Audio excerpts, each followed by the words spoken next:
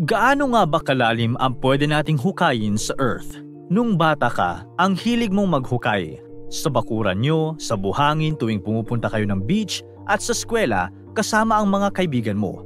Kahit sa paglaki mo, nakikita mo pa rin ang silbi ng paghuhukay tuwing may ginagawang swimming pool o pag may hinahanap ang mga archaeologist at syempre, medyo malungkot pero tuwing may libing. Kaya ang tanong ngayon, gaano nga ba kalalim ang kaya at pwede nating hukayin? Tara, pag-usapan natin. Ang Earth ay binubuo ng 4 na layers. Ang inner core na siyang pinakasentro ng daigdig, ang outer core, ang mantle, at ang pinaka nasa labas na layer, ang crust. Kung maghuhukay tayo, syempre, sa crust tayo magsisimula. Ayon sa mga datos, ang crust ay may kapal na aabot sa 30 to 50 kilometers o 100 to 160,000 feet. Kung inaakala mong makapal na ito, isipin mo na ang crust ay 1% lamang ng planet Earth. Kung maghuhukay ka gamit ang kamay mo, huwag ka na lang mangarap ng malalim na hukay. Mas maganda kung gagamit ka ng pala, mas malalim ang mahuhukay mo. Pero sa huli, ikaw lang ang magiging agrabyado dahil sa effort na gagawin mo para dito. Kung gusto mo ng malalim na hukay, kailangan mo ng drilling machines. Ano nga ba ang mga hukay? Butas o ano pa mang mga underground destination sa mundo? Unang-una, 6 feet mula sa lupa ay ang karaniwan na hinuhukay para sa paglibing sa mga patay. Nagsimula ito noong 1665 nang lumaganap ang Black Plague sa England. Dahil mabilis kumalat ang plague at nakakahawa ito kahit napatay na ang tao, inutos ng mayor ng London na gawing 6 feet ang hukay upang hindi ito makalabas mula sa katawan ng mga patay. Kung narinig mo na ang phrase na 6 feet under, dito ito nanggaling. Gayunpaman, kung pharaoh ka at hindi ka isang ordinaryong tao, tila kulang lang ang 6 feet para sa'yo. Tingnan mo naman ang tomb ni Pharaoh Tutankhamun na matatagpuang nasa lalim na 13 feet. Nadiskubre ito ni Howard Carter noong 1922. Si William Little, isang British civil engineer na sumikat dahil sa kanyang paghuhukay ng mga tunnels sa ilalim ng kanyang bahay sa Hackney, London. Sa laki ng nagawa niya na tunnels at caverns sa iba't ibang direksyon, umabot pa ng 65 feet mula sa kanyang bahay ang kanyang nahukay. Sa madaling salita, may mga tunnels si Little na nasa ilalim na ng bahay ng kanyang mga kapitbahay. Nasa 26 feet ang lalim ng tunnels na hinukay ni Little. Dahil sa nagawa niyang ito, binansagan siya bilang The Mole Man. Kung mga hayop naman ang pag-uusapan, ang pinakamalalim na hukay ay ginawa ng Nile crocodiles na may lalim na 40 feet. Pag-abot ng 60 feet, matatagpuan ng underground city sa Beijing. Ginawa itong bilang bomb shelter at nakapwesto sa ilalim ng capital city ng China. Dagdagan mo lang ng 6 feet pa at matatagpuan mo ang Paris Catacombs. May lalim ito na 66 feet at mahigit kumulang 6 na milyong tao ang nakaburol dito. Ang Y40 Deep Joy ang pinakamalalim na swimming pool sa buong mundo. Matatagpuan ito sa loob ng isang hotel sa Montegrotto, Terme, Italy at may lalim ito na 131 feet. Kung tatalon ka sa pool na walang laman na tubig, aabot pa ng 3 seconds bago ka makarating sa ibaba. Siyempre, kung makakarating ka dito, huwag ka namang tumalon ng walang tubig. Mahirap na. Sa lalim na 328 feet, matatagpuan mo ang radioactive waste na nakalibing upang hindi ma-expose ang mga tao sa radiation nito.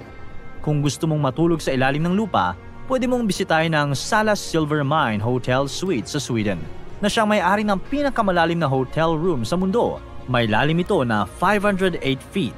Sa lalim na 695 feet, naganap ang pinakamalalim na half marathon.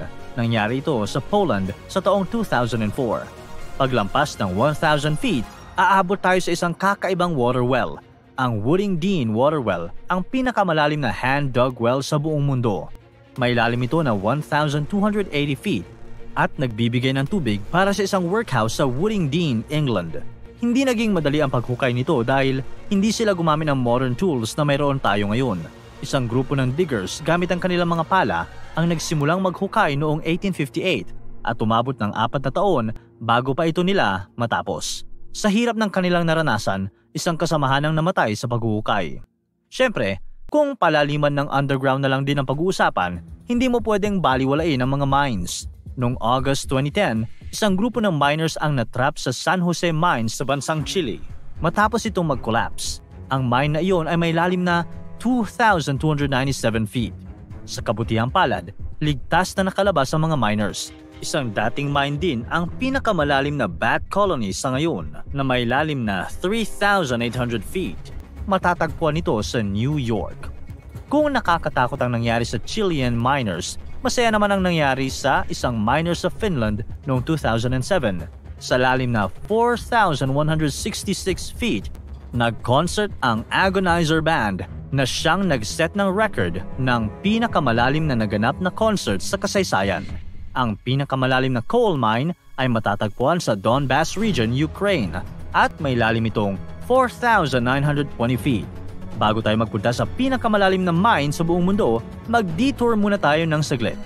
Sa lalim na 5,920 feet, matatagpuan ang pinakamalalim na parte ng napakalaking Grand Canyon. Sa lalim na 7,257 feet, matatagpuan mo sa Abkhazia, Georgia ang pinakamalalim na kuweba sa buong mundo, ang Veryovkina Cave.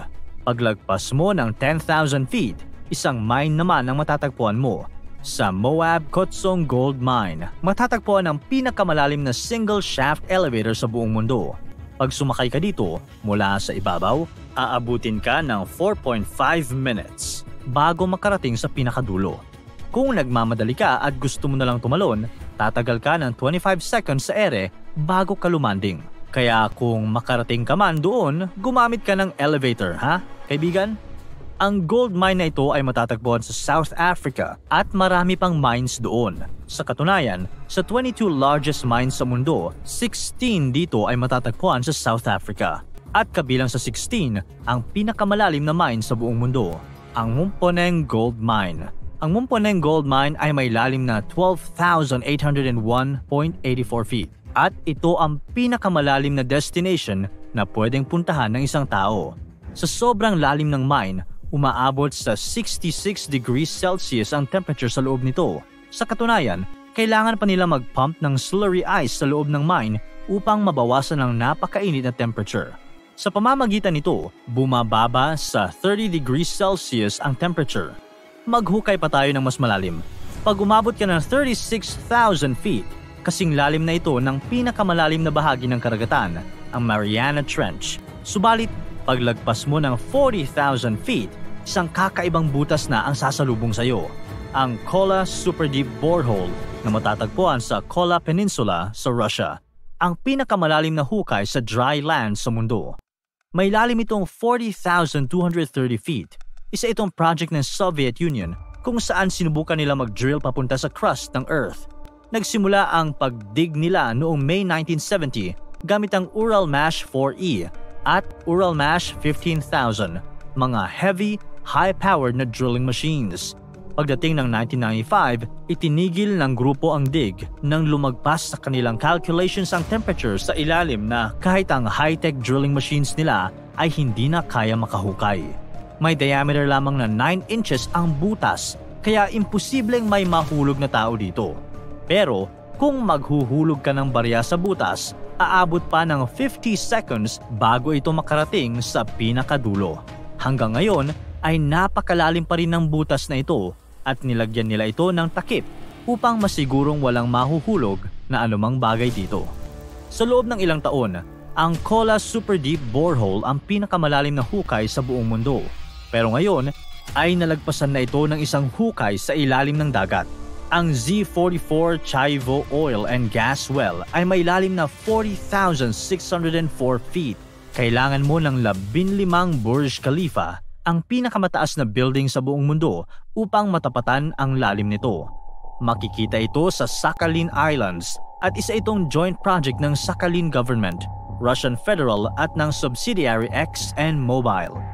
Balak ng grupo na itap ang petrol reserve sa area at sinimulan nila ito noong 2003. Gaya ng sinabi ko, may kapal na 100 to 160,000 feet ang crust ng Earth. Kaya kung 40,000 lamang ang pinakamalalim na hukay ngayon, malayo-layo pa tayo. Habang mas lalalim ang ating pag-drill, mas magiging mahirap din ito dahil sa temperature. Mas lalalim, mas mainit. Ito ang rason kung bakit tumigil sa paghuhukay ang Kola Super Deep Borehole, dahil hindi na kinaya ng kanilang mga machines ang init. Ang init na ito ay dahil sa isang prosesong nangyayari sa sumusunod na layer pagkatapos ng crust, ang mantle. Ang mantle ang pinakamakapal na layer sa Earth. Dito rin nangyayari ang convection currents, isang phenomenon kung saan ang mga maiinit na bato ay lumalapit sa crust habang ang mga batong may normal na temperature ay nababaon sa core. Pero hindi rin magtatagal ang normal na temperature ng mga batong ito dahil ang core ang pinakamainit na parte ng Earth. Ayon sa mga datos, tinatayang nasa 3,000 hanggang 4,000 degrees Celsius ang temperature ng core. Kaya, kung iniisip mong pwede tayong tumuloy sa core kung sakaling makalusot tayo sa crust at sa napakakapal na mantle, hindi yan mangyayari. Paano mo huhukayin ang tila malaimpyerno na parte ng Earth? Kaya ang tanong, gaano nga ba kalalim ang pwede nating hukayin? Sa lahat ng mga sinabi ko, mahirap siyang sagutin. Pero ang pinakasimpleng sagot sa ngayon ay kaya nating mahukay hanggang sa crust ng Earth, mga 100 hanggang 160,000 feet. Alin sa mga underground destinations na nabanggit ko ang gusto mong bisitahin? Darating kaya ang araw na mahuhukay natin ang buong crust ng Earth?